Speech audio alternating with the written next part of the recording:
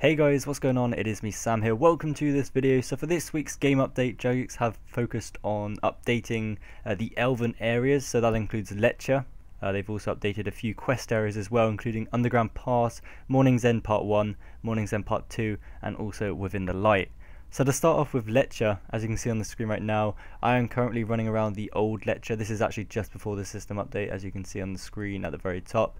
I wanted to record this to give you guys a comparison to the old and the new, just in case you've never seen the old before. So if we now go to the new version, you can see it is a lot different and it looks a lot nicer. It still has all the same features. There's nothing really new in here that wasn't in there before.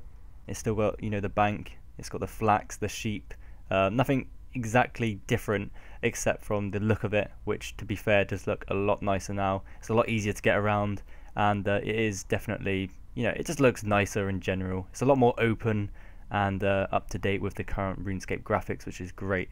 So like I said before, Lletya wasn't the only place to get updated. The Underground Pass also got updated as well, which was awesome because quite recently actually I was running around in the Underground Pass area. It's actually on a stream I was doing as a little game. I was here not too long ago, so I got to remember actually what it was like and how old the graphics were and things like that. I don't have a comparison for this one, but as you can see on the screen right now, I don't know, it's not too much of a difference here in terms of what has actually changed. It's mainly just the wooden planks I'm running over right now, and also the big pillars, the stone pillars there. Apart from that, I mean, it's very similar, like the same layout. There's not really too much to update here because it is pretty much just an open space with a few ways to walk over the bridges and things like that. But you know, it's definitely needed. The old one was definitely really updated, so it's good that they've updated this. And they also updated a whole load of other places as well, like the Mourning's End Part 1. They've also got Mourning's End Part 2 as well, and also the Within the Light area, so that features the dark beasts.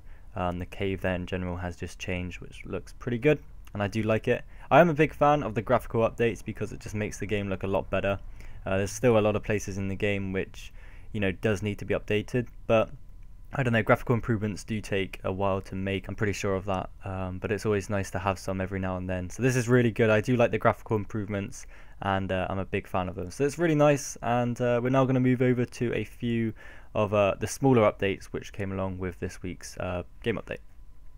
So the first smaller update is an update towards the new weapon, the Kaizaj. So this is from the Mighty Fools quest, and if you add a Bandos hilt to it, it will now have the Bandos Godsword's passive effect, which is pretty decent. So if you don't know what the effect of it is, with every hit you've got a 25% chance of reducing your enemy's defense. So it's now just a little bit stronger, so if you do have one of them, it is now slightly better.